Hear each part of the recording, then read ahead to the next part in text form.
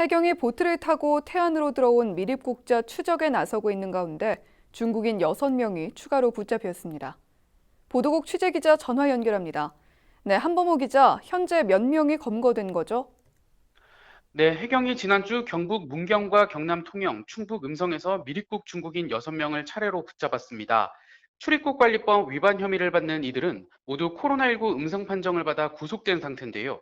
조사 결과 일용직 일자리를 구하기 위해 미립국한 것으로 파악됐습니다. 이들은 채팅앱을 통해 알게 된 중국인 모집책에게 1인당 170만 원에서 260만 원 정도를 주고 보트 등을 마련한 것으로 확인됐습니다. 이로써 최근 3개월 동안 미립국한 용의자 18명 중 현재까지 12명이 검거됐습니다.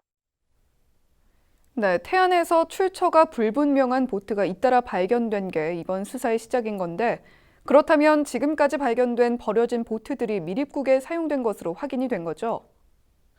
네, 지금까지 태안에 버려진 의문의 보트는 모두 세 척이었습니다. 가장 먼저 지난 4월 검은 보트가 발견됐습니다. 당시 해경은 양식장 수산물 절도범이 이용한 것으로 추정했지만 용의자가 붙잡히면서 미립국에 사용된 것으로 확인됐습니다. 5월에 발견된 레저보트는 내부에서 중국어가 적힌 물품이 나오면서 미립국 가능성이 바로 제기됐습니다.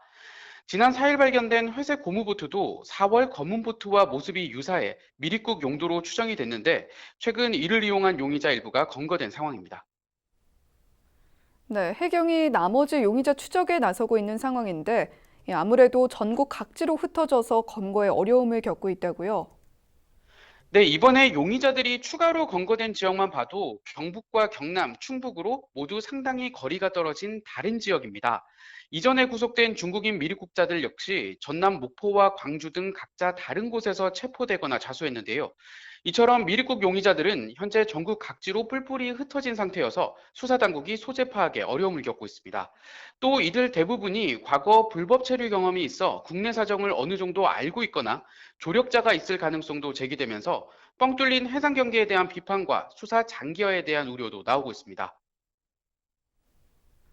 네, 이제라도 같은 사건이 반복되지 않도록 수사와 함께 대비도 철저히 해야겠습니다. 여기까지 듣겠습니다. 지금까지 보도국 한범호 기자였습니다.